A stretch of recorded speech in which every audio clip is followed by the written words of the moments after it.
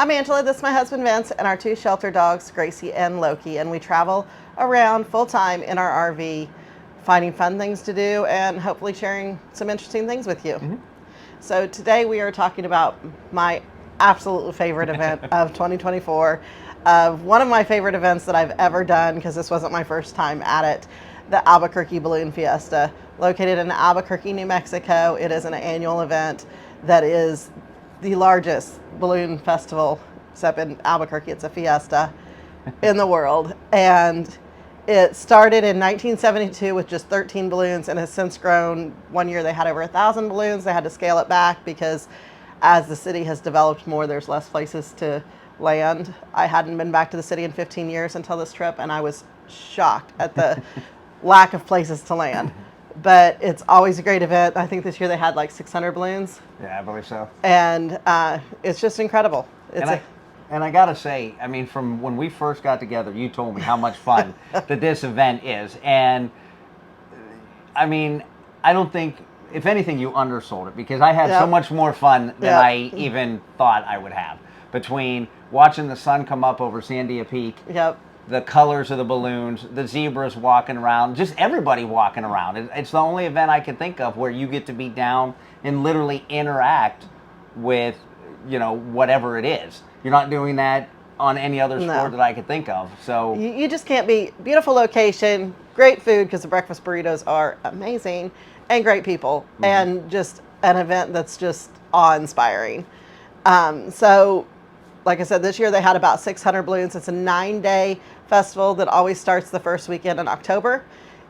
I'm going to tell you this tip right now. Book both weekends. Book both weekends. Book both weekends. I used to live in New Mexico, and notoriously one weekend is bad. You never know if it's going to be the first one or the second one. This year we lucked out. It's the first time since I've been going since third grade that I've ever seen such beautiful weather. Nothing was canceled.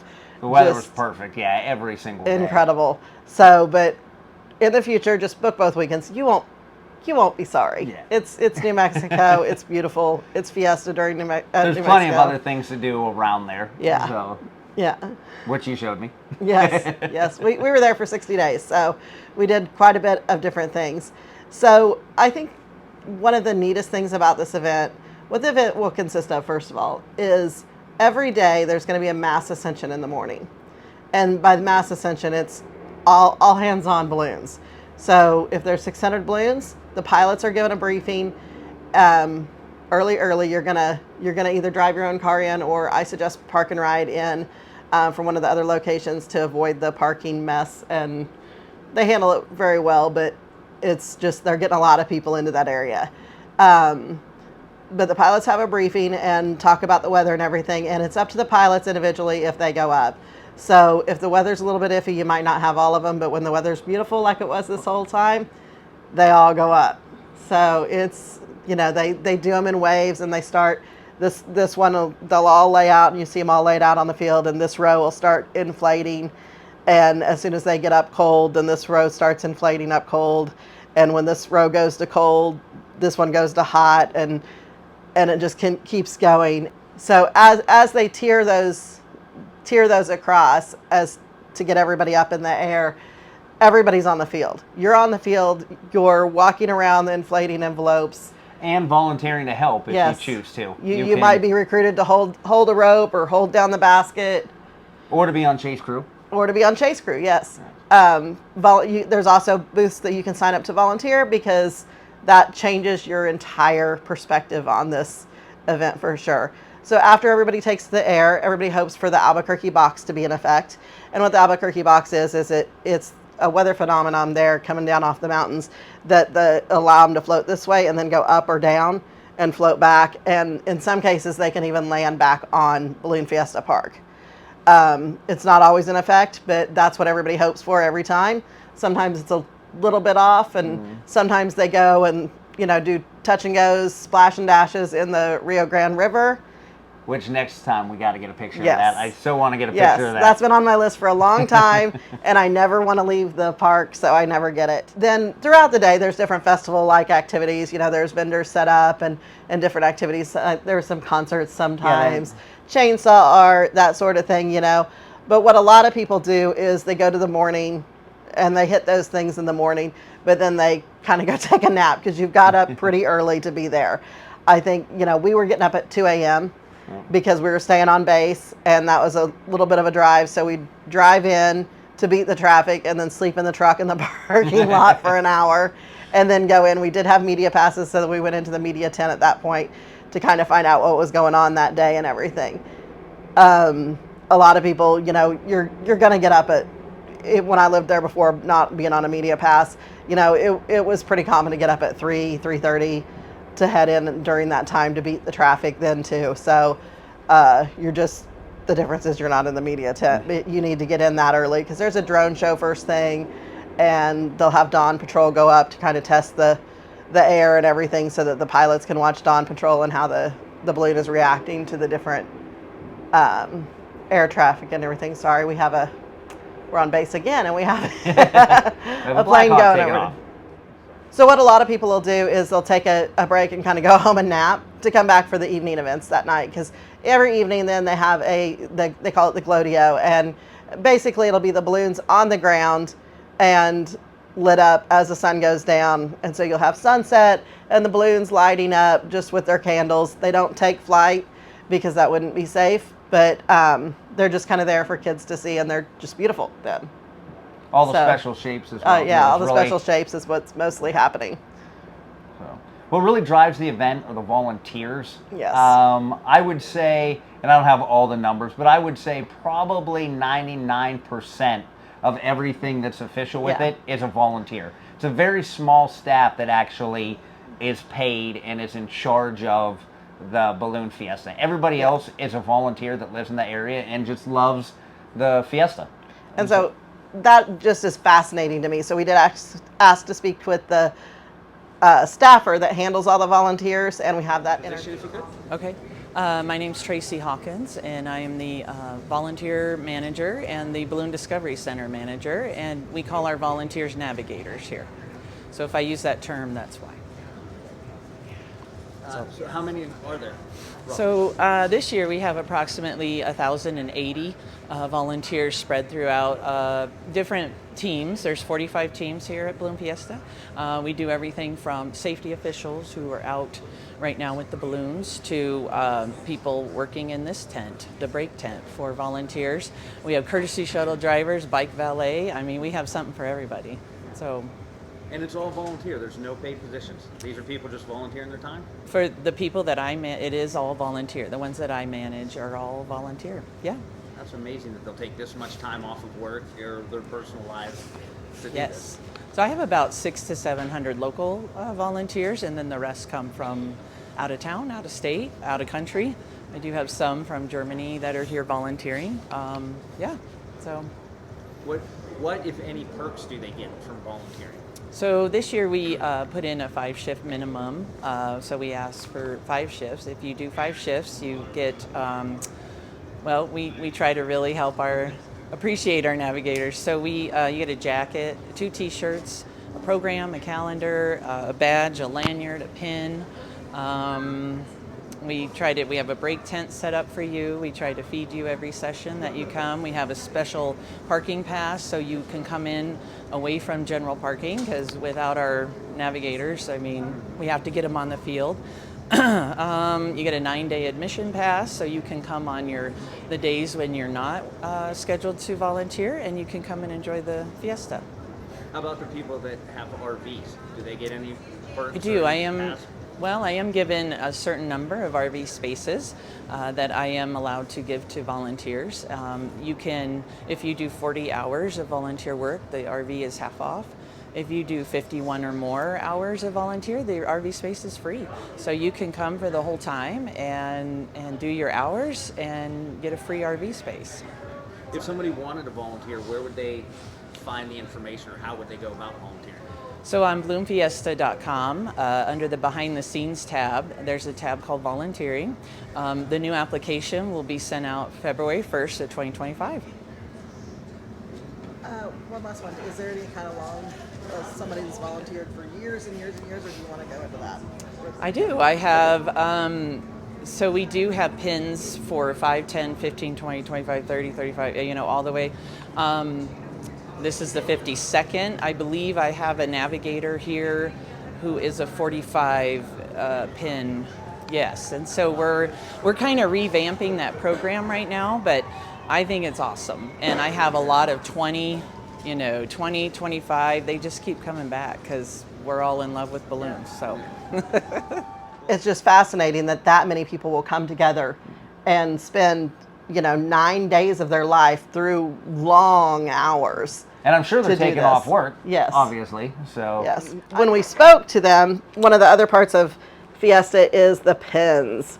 And you'll see people collecting pins and having all these pins. And so we got all these different pins when we spoke to the volunteer manager and the different launch directors and everything. So the pins are a neat thing because they change every year. The special shapes have pins. The year has a pin. The chase crews have a pin. This was one of the Zebras pins for their, I think, 10-year. I think it was, yeah. 10-year anniversary of doing it. And the Zebras, that's a volunteer position too. And you'll see them on the field, and they are the launch directors of the field. So they are in control of that field and the safety of that field. So they'll have their whistles. They're dressed in, they call them Zebras because they're dressed in the referee, but they're kind of with extra flair. Yeah. They got their bling. Yeah. Yeah. They all kind of have their own way of doing it. It's based on a referee shirt, but hence the black and white, but they all have their own flair. And so we were able to talk with the coordinator for the Zebras too. And to be a Zebra even, you volunteer for 3 years as a Zebra in training, or ZIT. And so you've already shown a lot of dedication to coming, and because you have to learn the field and how to get all the balloons up in the air safely, because the pilots wait for a Zebra to come, kind of spread the way. And that was the weirdest hat to see the Zebra in training, because until we had spoke to him, I didn't know that's what it was. So you just see a bunch of people walking around in red hats with white letters that say ZIT. Yeah. My name is Anna Brody. Okay. So how long have you been a Zebra? This is my 10th year as a Zebra. I started in 2014. I went to my first Fiesta in 2013. I had never been before, and I saw the launch directors out on the field in the black and white, and I said, I want to do that. So the following year, I moved to Albuquerque, got into ballooning, and got into this position. All right, so are you a pilot as well? Or No. You got into it in this regard? Correct. So I started crewing when I moved here, just to get a little background in it, and then I started launch directing in 2014. How long does it take to be like a completely certified launch? Completely certified takes 3 years. So we ask that our trainees come in for 2 years for training process, and then a commitment of 3 years, just to ensure that they get the full gamut of what can happen on the fields. And it's all volunteer? Yes. So do you take time off work to do this for the 9 days? I sure do. Makes for a long... It does, but it's worth it. It's probably the best position that we have in this. What are some of your fondest memories? Fondest or memories? Craziest, however you want to. I'd say fondest is just the friendships that I've made. So coming from out of state, I'm originally from upstate New York, and coming into New Mexico, I have friendships that have lasted the 10 years that I've been here, and that's really what makes it special. If it's a pilot or crew or my fellow launch directors, I think those are probably the best memories, is just working with them for 9 chaotic fun days. So how many of you are there out there? We have 52 total. We like our numbers to be closer to 60 to 65, so we're always actively recruiting for new launch directors. The application for that goes up end of February, beginning of March on the Balloon Fiesta website. So definitely the best part of Fiesta is watching the balloons go up, but there's still a lot going on the ground too. Like I said, I highly suggest you take the park and ride in. I'm sure the first morning when I messed up and had to leave a little late, you would agree with that statement. Traffic was backed up for miles, and that's not an exaggeration, literal miles, and every direction going into Fiesta Park, and then to get parked. It was, hence we would get up and we'd go there and we'd sleep in the truck and then get up and walk in. Well, I retired from the Air Force 12 years ago. I needed something to keep me off the streets, some reason to get up in the morning. So I took over a repair station in town. My friend Colin Graham, asked me to install a temperature sensor because he's got an old-fashioned wired sensor in there it's 1950s technology. So he wanted something a little more modern. Let's bring it into the 21st century. So with this portable machine, I just brought it out, sewed down to some Velcro strip, and put it on for him. You said you have a business here in town to Yes. repair the balloons? Yeah, Albuquerque Balloon Center. We go by AERCO, AERCO. Like I said, during the inflation of the balloons, you can walk around, see the zebras on the field. You know, you just have to respect the envelopes and the crew, be aware of your surroundings, and obviously no smoking. But be Yeah. aware of your surroundings, because there are ropes and people running, and you know their purpose at that point is to keep their pilot and anybody in that basket safe. So, And don't be the person. We've seen people, and I just don't get it. And I'm not calling anyone out, obviously, but we saw people literally standing on the envelopes to take pictures and all that. I mean, it's like, think about what that is. That's what keeps that balloon aloft. And walking on it, I mean, it would just take a small rock in your shoe that can damage that and literally cause the injury or potential death of someone. So when you see it spread out, they're very polite. The crews are polite. I mean, you're able to walk in, on, and around everything down there except the envelopes. So just stay off the envelopes. You know, get your Instagram photos beside it, just not on it. yeah. And then, like I said, you'll have the festival atmosphere, and there's also a balloon history museum there that I would highly recommend if you're interested. You'll be interested in ballooning, even if you don't think you are right now. You will be fascinated as you leave. Right here. Gonna get that license, aren't you? I think I'm looking into it. And you can watch, you know, you have to be in the park for some of the days, but then there's other days like the Rio Grande Splash and Dash. That's outside of the park, so you're not even buying a ticket for that session. You know, you're gonna see stuff from anywhere in the entire Albuquerque Valley. And they also have contests too, which were amazing. They had where you would drop a ring around a pole that was there. You had to drop a weighted sandbag with a colored streamer on it and get it close to the center of a bullseye. And it was amazing to see the control that these pilots have to come down, do whatever it is, whether you're dropping the streamer or the thing, get maybe 2-3 feet off the ground, and then go, because if you hit the ground, then it doesn't count. Yeah. So you can get as low as you want, but you got to be able to go back up. And they were, I don't know how fast they were going in, but it's obviously about the wind speed. Yeah. But to go in 2-3 feet off the ground, drop this, and go back up was And it was pretty just amazing. interesting because we went out on the field during one of those too, with help because of our media passes. We were, We had that opportunity. yeah, we had that opportunity, and we were chaperoned the whole time. Yes. And so we were able to talk with one of the scoring officials, who of course had his own. Can you ride in the balloons, which you will want to, trust me. And you can. You can, whether you're there on a media pass or not. There is a company called Rainbow Riders, and they take people up all morning, every morning, again and again and again, and just rotate them through. And they have larger baskets and everything, so they can fit quite a few people there. It's pretty pricey from what I hear. Yeah. But it would be worth it. It would be worth it. We got the opportunity, both of us, to ride on separate days, and based on our media passes, and it was incredible. I went first, and we both rode with Humpty Dumpty and that crew. The crew was fabulous, and just it's an incredibly different perspective when you're in the air, first of all. But then when you look back on that field and you're seeing hundreds of balloons go up behind you, it's just incredible. When I flew then, there was another woman flying with me whose husband worked for the Weather Channel or something, and he didn't want to fly. Weather, yeah. And so she was just kind of there and flying too. And the pilot was, because it was just the two of us and the pilot. And so we started landing. Vince was on our chase crew, but the chase crew wasn't there yet. We started landing, and he just looked at the people on the ground and was like, "You gonna catch us?" And they were like, "Yes," because that's Albuquerque. But she was like, "Is he serious?" And they caught us, so we didn't damage anything. And then the chase crew showed up. They were just stuck in traffic because, again, traffic. Take the park ride.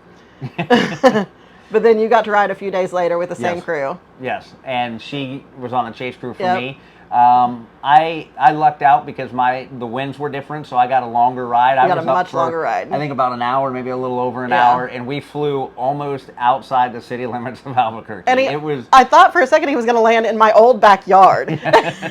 Like, that's how close it was, because that used to be a landing spot for them. And I was like, this is insane. But he went past that and flew further.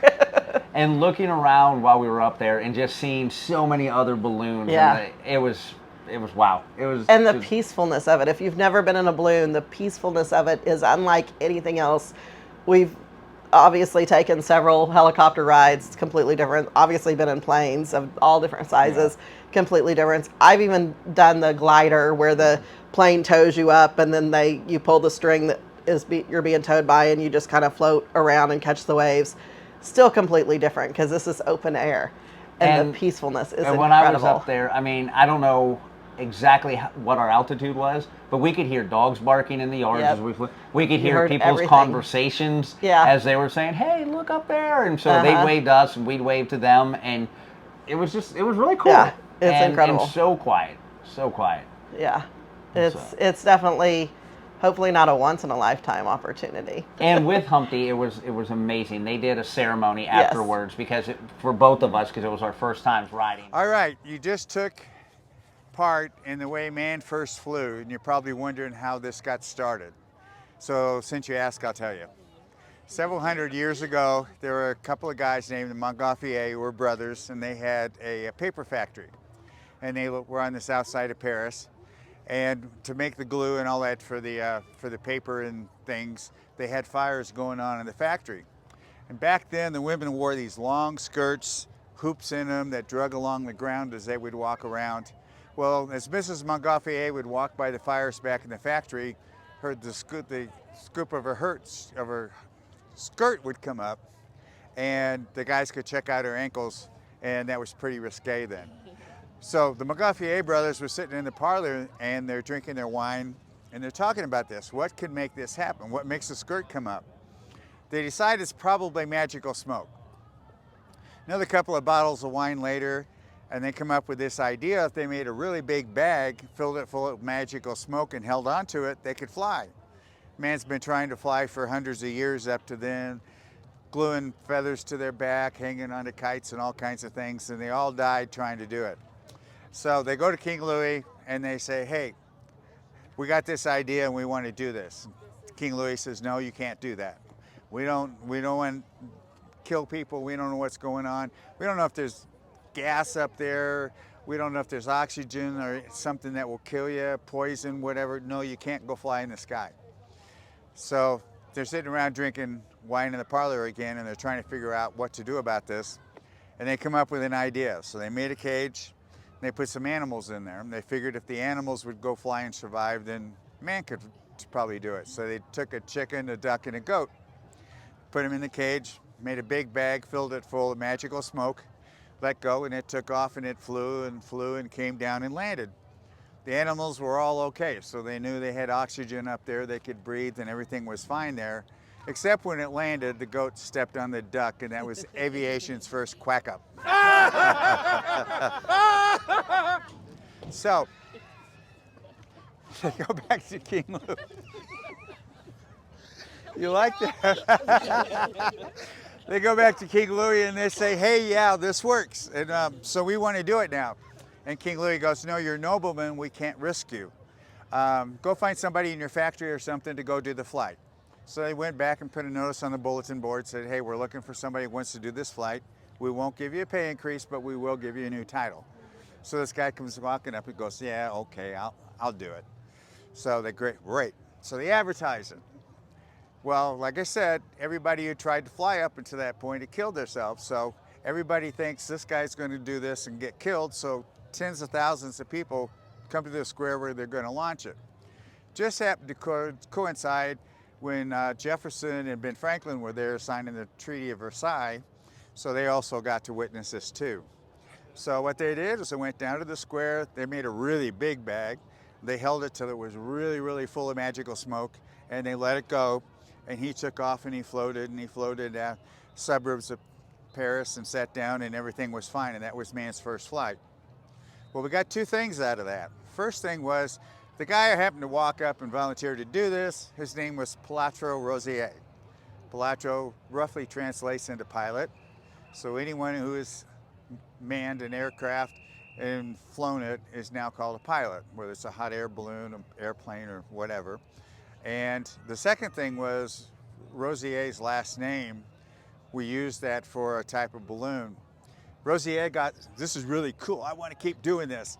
And so he kept flying the balloons, but he wanted to go further and further, and he wanted to go higher. Well, talking to the scientists of the day, they said, you need to put a lighter than air gas in there. That will help you go higher, and then you'll go further. So great. So he goes down to the corner gas guy and says, I need some gas to put in this balloon. And he sells them hydrogen. So they put the hydrogen in the balloon, and that's going to make them go higher and further. The only trouble is the way they made the hot air then, and they'd finally figured out it was hot air and not the magical smoke, was they had a little fire going on a platform, and when they needed more heat, they'd stoke it up. Well, what happens to a fire when you stoke it up?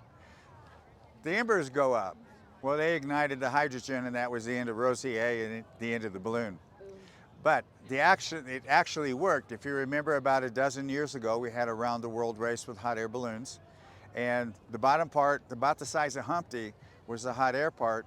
And then 3 times that size higher up was the gas part, only they used helium instead of hydrogen at that point. And keeping the gas hot with the hot air underneath it kept it up in the jet stream so it could fly all the way around the world. And they call those Rosier balloons. So that was the second thing we got from Rosier. Now they're making bigger balloons, and they're figuring out a better way to put heat in it, and they're going further and further in so many valleys over in France to where they'd never heard of hot air balloons. So when these things come out of the sky belching smoke and fire, they'd been told that the only thing coming out of the sky belching smoke and fire were demons and dragons. And so they jumped on the balloons and with their sickles and hoes, and they tore up the balloons and maimed and sometimes killed the pilots. Meanwhile, the Montgolfier brothers are back drinking wine at their parlor, and they're going, this is a problem. You know, it's getting expensive building all these balloons, and we're losing these pilots we're training. So we got to do something about this. So they're sitting around, and they're drinking, and one of the brothers goes, I got an idea. Let's go see King Louis again. So they go off, and they go see King Louis, and then they describe the problem to him. And they go, but we have a fix. What we'd like to do is we'd like to take your label and put it on our champagne bottles. And when we land, we'll lower the bottle, and they'll see your crest on it, know that we're noblemen, and leave us alone. Well, that actually worked, and that's how the tradition of doing champagne with balloon flights came about. And part of that tradition is a champagne bottle always has a little knurl around here so you can tie your rope to it to lower it down. So here they are, now they're flying all over Europe. These balloons are going everywhere. They're carrying champagne with them. They're drinking champagne with their landowners and this. And the word gets over to Ireland. Well, the Irish love anything that has drinking involved with it, so they jumped in the sport. And so that they can have a toast, they always come up with a prayer, a mimic, rhyme, or something so they can remark and have a toast with. So we have a balloonist prayer that an Irish monk came up with a few years ago. We'll go through that in a few minutes. But first we'll do a little ceremony, let you taste your champagne before we do the toast. So if you all will kind of wander over here onto our little rug. The three of you line up there looking into the sun. And what we're going to do is we're going to pop the cork. If you can catch the cork in your cup, you get one ceremony. If it doesn't go in the glass, then we do another ceremony, and the crew has a whole lot more fun while you're tasting your champagne. So, all right, are you ready? You ready? Oh, you like game shows? Oh, hey! Oh, man! All right.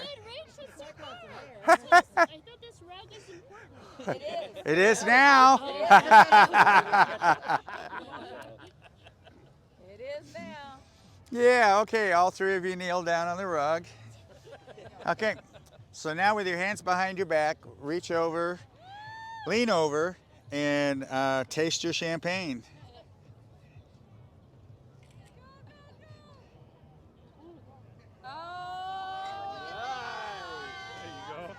Hey, hey.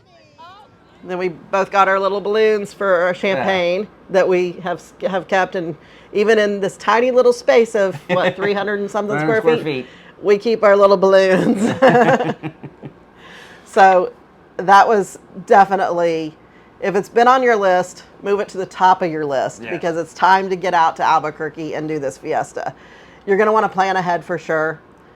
The hotels, the RV parks, everything books up quickly. We'll also have a new video out soon that is other things to do around the area. Like I said, we were there for almost 60 days. I think it was like 59 days. So almost 60 days. We ate out every day. We're on the go doing something every day. So when we tell you these are our top 10 restaurants, they're not just the top 10 on TripAdvisor. They are the out top to eat every 10. day, and I think we only repeated restaurants, I think, once or twice. Yeah. I mean, that's how many different restaurants, and every single one of them was amazing. Some of them were mild favorites from living there. Some of them were ones that we just added to the list as I did my research. Some of them are now my favorite from her living there.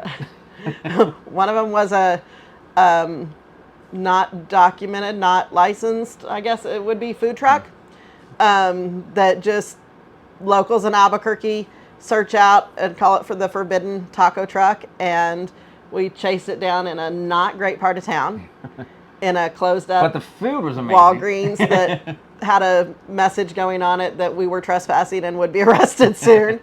And the tacos were the best tacos of my life. And I think there was only one or maybe two restaurants that were in Breaking Bad. Yeah, there were a couple. So There were a couple, but we'll have that out within the next couple weeks. And also have a guide on our site for visiting Albuquerque. So you'll definitely want to sign up for our email list. I'll just put a link here so you can do that. But get to the Balloon Fiesta. Like, you will not be disappointed. It is an incredible experience. well worth it. Yes. I've been once and I'm ready to go back. Yes. So I hope you enjoyed this, and don't forget to subscribe, give us a like, thumbs up. It really does help other people find the content, and we'll see you on the road. And one more question, red or green? Oh, I'm green all the way. Green all the way. You'll have to figure that one out for yourself. Okay, so this little Irish monk came up with a prayer for ballooning, and it goes something like this. The winds have welcomed you with softness. The sun has blessed you with their warm hands. You have flown so high and so well that God has joined you in your laughter and set you gently back into loving arms of Mother Earth. Welcome to ballooning.